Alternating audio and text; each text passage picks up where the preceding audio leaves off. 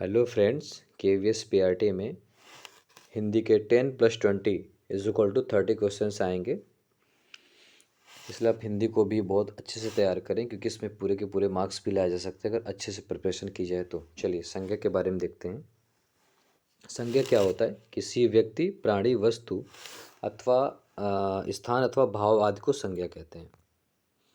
किसी भी वस्तु का नाम है, किसी भी प्राणी का नाम है, किसी भी स्थान का नाम है या किसी भी भाव आदि के नाम को संज्ञा कहते हैं।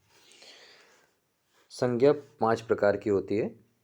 संज्ञा के 5 प्रकार होते हैं, ये भी आपको याद रखना है। संज्ञा 5 प्रकार की होती है। व्यक्तिवाचक संज्ञा, जातिवाचक संज्ञा, भाववाचक संज्ञा, समूहवाचक संज्ञा और द्रव्यवाचक संज्ञा। पहले ही आप जैसे देख सकते हैं व्यक्तिवाचक संज्ञा। व्यक्ति, अगर किसी व्यक्ति विशेष के बारे में कहा जाता है। अभी हम लोग शॉर्ट में समझते हैं, इसका डिस्क्राइब भी करेंगे आगे। जातिवाचक संज्ञा, अगर किसी जाति के बारे में, किसी जाति विशेष का बोध हो रहा है। इसमें ऐसा नहीं किसी कास्ट के बारे में कहा जा रहा है, ऐसा नहीं है। जाति विशेष का भी आगे देखेंगे। इसमें जाति विशेष का मतलब है कि अगर आप वैसे उस जाति का नाम ले लो तो वैसे बहुत सारे लोग उससे रिलेटेड हो जाएं। अभी मैं आपको आगे समझाऊंगा। चलिए, तीसरा भाववाचक संज्ञा, जो भाव जिससे निकलते हैं, जो भाव का एक्सप्रेशन होता है। चौथा समूहवाचक संज्ञा, समूह से आपको मालूम है समूह क्या होता है। एक से जब अधिक वस्तुएं दो या दो से अधिक हो जाती हैं एक साथ, तो समूह बन जाता है। द्रव्यवाचक संज्ञा, द्रव्य आपको मालूम ही है, ये लिक्विड फॉर्म में चीज़ें होती हैं। चलिए आगे बढ़ते हैं। व्यक्तिवाचक संज्ञा, व्यक्तिवाचक संज्ञा में लिखा हुआ है जिन शब्दों से किसी विशेष व्यक्ति, स्थान अथवा वस्तु के नाम का बोध होता है उसे व्यक्तिवाचक संज्ञा कहते हैं। किसी विशेष, जिसका एक विशेष नाम है। जैसे आपने कहा आगरा। अब आगरा जो है एक विशेष जगह का नाम है। अगर आप शहर कहें, शहर, तो व्यक्तिवाचक संज्ञा नहीं है, क्योंकि शहर तो बहुत सारे होते हैं, कोई भी शहर हो सकता है। व्यक्तिवाचक संज्ञा का मतलब आप किसी सिटी का नाम लेकर, जैसे आपने कहा प्रयागराज, तो व्यक्तिवाचक संज्ञा। आपने किसी का नाम ले लिया, जैसे आपने कहा अरविंद, तो ये एक व्यक्तिवाचक संज्ञा, उसका नाम है। जैसे दिल्ली एक स्थान का नाम है, भारत एक देश का नाम है, महाभारत एक प्रकार का ग्रंथ है, राम नाम है, तो ये व्यक्तिवाचक संज्ञा हो गई। अगला देखते हैं जातिवाचक संज्ञा। अब मैंने आपको बताया जाति का मतलब किसी कास्ट से नहीं है। जाति का मतलब है, जैसे मान लीजिए हमने कहा कि टीचर, अध्यापक। अब टीचर कोई भी हो सकता है, उसका कुछ भी नाम हो सकता है। उसको अगर उसका कुछ नाम लेकर के कहते हैं कि अरविंद सर, या अरविंद एक अध्यापक है, तो जो अरविंद है यहाँ पर वो व्यक्तिवाचक संज्ञा को दर्शा रहा है। लेकिन अध्यापक अगर प्रयोग किया जाए तो वो जातिवाचक संज्ञा होगी। अध्यापक में कुछ भी हो सकता है, कोई भी हो सकता है।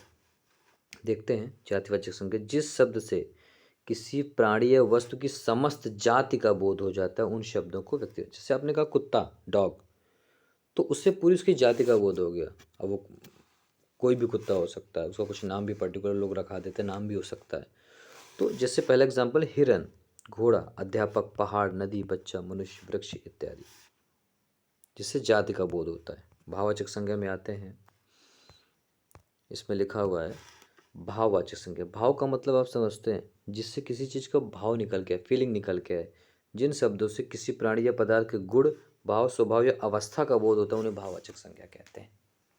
ईमानदारी एक तरह का भाव है, आज़ादी एक तरह का भाव है, बुढ़ापा एक अवस्था है, बचपन एक अवस्था है, गर्मी एक भाव है, गर्मी, गरीबी, भाईचारा आदि, ये भाववाचक संज्ञा में आते हैं।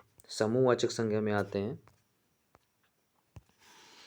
जिस संज्ञा शब्द से वस्तुओं के समूह या समुदाय का बोध होता है उसे भाववाचक संज्ञा कहते हैं, उसे समूहवाचक संज्ञा कहते हैं। सॉरी, फिर से देखते हैं। समूहवाचक संज्ञा, जिस संज्ञा शब्द से वस्तुओं के समूह या समुदाय का बोध होता है उसे समूहवाचक संज्ञा कहते हैं। जैसे आपने कहा सेना, तो इसमें बहुत सारे समूह हो गए, तो ये समूहवाचक संज्ञा। सेना में बहुत सारे लोग होते हैं, भीड़, बहुत सारे लोगों की भीड़ होती है, पुलिस, बहुत सारे लोग होते हैं, बहुत सारे उसमें कर्मचारी होते हैं। इसको सुन करके समझ में आ रहा है। जैसे आप कहते हैं ना पुलिस आ गई, अगर कोई प्रॉब्लम होती है, कोई भी प्रॉब्लम होती है और पुलिस को बुलाया जाता है, तो उसमें अगर पुलिस की वैन आ रही है तो कहते हैं पुलिस आ रही है। इसका मतलब कि जो पुलिस के सिपाही हैं वो बहुत सारे आ रहे हैं, या ऑफिसर्स हैं वो बहुत सारे आ रहे हैं। सेना, परिवार, कक्षा, सभा, जनता, भीड़, ये समूहवाचक संज्ञा के उदाहरण है।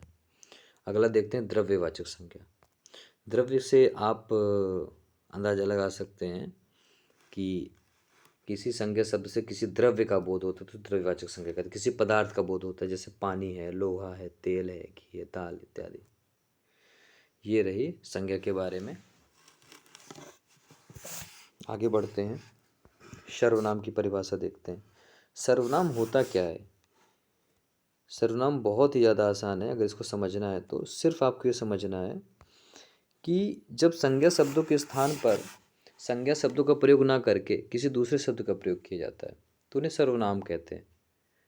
जैसे मान लीजिए आपको, जैसे हम लोग ऐसे लिखते हैं, एक एग्जाम्पल है कि अगर हमको गाय पर ऐसे लिखना है, बहुत ही बेसिक लेवल पे छोटे बच्चों को सिखाना है, तो ऐसा होता था स्टार्टिंग में, हम लोग के टाइम में भी था कि गाय हमारी माता है।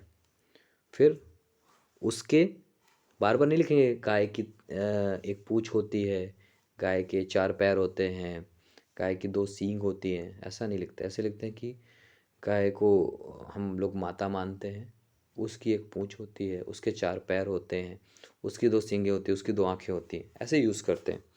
तो बार बार गाय गाय ना बोल करके उसके उसके उसके उसके बोल रहे हैं, गाय को ही इंडिकेट कर रहे हैं बट वर्ड दूसरे यूज़ कर रहे हैं। तो संज्ञा शब्दों को न इस्तेमाल करके जिन शब्दों का इस्तेमाल संज्ञा शब्दों के स्थान पर किया जाता है उनको सर्वनाम कहते हैं।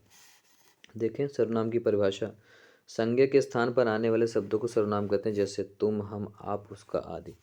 सर्वनाम संज्ञा के स्थान पर आता है। सर्वनाम 2 शब्दों का योग करके मतलब सर्व प्लस नाम। इसका अर्थ है कि जो नाम शब्द के स्थान पर उपयुक्त होता है सर्वनाम कहते हैं। उदाहरण के लिए वह मोहन है, तो आपने देखा यहाँ पर वह शब्द का प्रयोग हुआ है, तो वह क्या है? सर्वनाम है। इस वाक्य में शब्द वह सर्वनाम है जो व्यक्ति के नाम की जगह पर मौजूद है। सर्वनाम के उदाहरण, अब आप कुछ एग्जांपल्स देख लीजिए। जैसे सर्वनाम के कुछ एग्जांपल्स पे चर्चा करते हैं।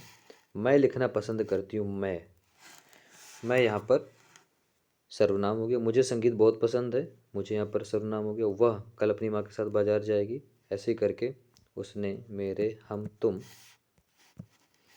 यहाँ बरसात हो रही है, तो यहाँ पर हम, तुम, यहाँ, वहाँ, वह, ये सब सर्वनाम कहलाएंगे। हिंदी में मूल सर्वनाम 11 माने जाते हैं। ऐसा माना जाता है कि हिंदी में मूल सर्वनाम 11 हैं, जैसे मैं, वह, क्या, तू, जो, कोई, आप, सो, कुछ, यह, कौन। विशेषण की परिभाषा। संज्ञा सर्वनाम के बाद हम लोग विशेषण पे आते हैं। विशेषण का मतलब होता है जो विशेषता बताता है, जो उसकी विशेषता बताए वही विशेषण होता है। संज्ञा और सर्वनाम की जो विशेषता बताता है उसको कहते हैं विशेषण। संज्ञा अथवा सर्वनाम शब्दों की विशेषता, गुण, दोष, संख्या, परिमाण आदि बताने वाले को विशेषण कहते हैं।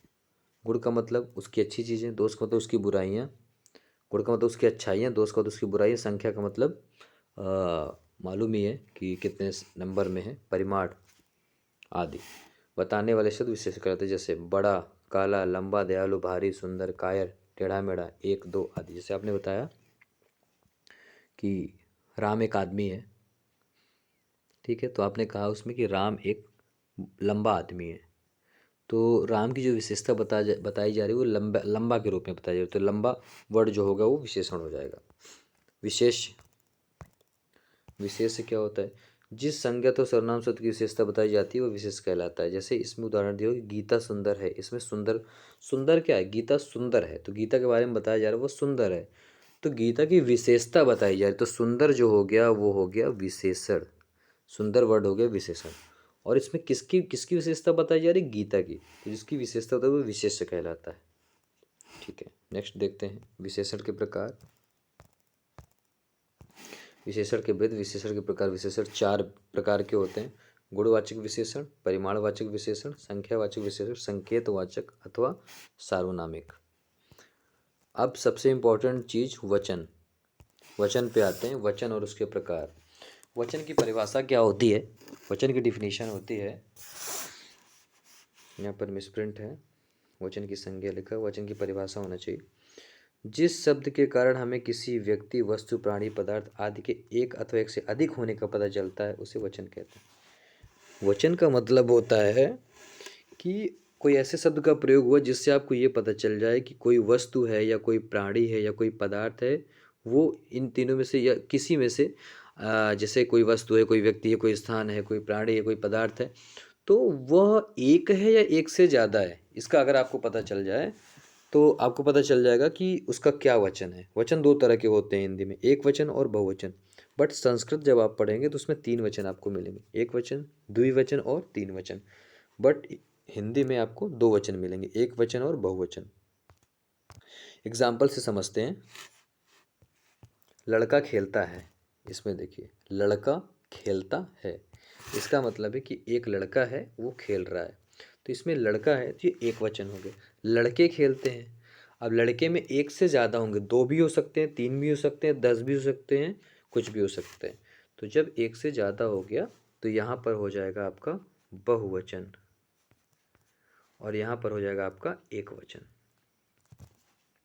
ठीक है, नीचे देखते हैं। हिंदी में वचन दो प्रकार के होते हैं, इन्होंने बताया हिंदी में वचन दो प्रकार के होते हैं। कौन कौन से? एक वचन और बहुवचन। एक वचन की परिभाषा क्या दी हुई है कि जिस शब्द से हमें किसी व्यक्ति, वस्तु, प्राणी, पदार्थ आदि के एक होने का पता चलता है उसे एक वचन कहते हैं। जैसे बंदर, एक बंदर, टोपी, एक टोपी, पुस्तक, एक पुस्तक, माला, एक माला, सिपाही, एक सिपाही, माली, एक माली, गाय, एक गाय, मोर, एक मोर, स्त्री, एक स्त्री आदि। बहुवचन में क्या होता है? बहुवचन में जिन शब्द से हमें किसी व्यक्ति, वस्तु, प्राणी अथवा पदार्थ के एक से अधिक होने का पता चलता है उसे बहुवचन कहते हैं। जैसे किताबें, अब ये एक से ज़्यादा होंगी, दो भी हो सकती हैं, 10 भी हो सकती हैं, 20 भी हो सकती हैं, कुछ भी। मालाएं, लड़कियां, बेटे, लड़के, टोपियां आदि। तो इस प्रकार हमने संज्ञा, सर्वनाम, विशेषण, विशेष्य और वचन के बारे में पढ़ा। ऐसे ही और वीडियोज़ के लिए आप इस चैनल को लाइक करें, सब्सक्राइब करें और कमेंट में और भी चीज़ें बताएं। अगर कुछ गलतियां हुई हैं तो उसको भी आप कमेंट बॉक्स में मेंशन करें और अपनी पढ़ाई को अच्छे से करते रहें। चैनल को ज़्यादा से ज़्यादा लाइक करें, सब्सक्राइब करें और शेयर करें, जिससे आपको अभी सिलेबस के अकॉर्डिंग और भी चीज़ें पढ़ानी और भी वीडियोज़ आएंगे। और जब ये सिलेबस जल्दी से जल्दी पूरा हो जाएगा तो प्रैक्टिस भी कराएंगे केवीएस की, और बीच बीच में प्रैक्टिस सेट भी डालेंगे, पेपर्स डालेंगे या तो उनके क्वेश्चंस बना करके उसमें देंगे, तो आपको आसानी रहेगी, आपको अपनी प्रैक्टिस करने में काफ़ी आसानी रहेगी। तब तक के लिए थैंक यू सो मच।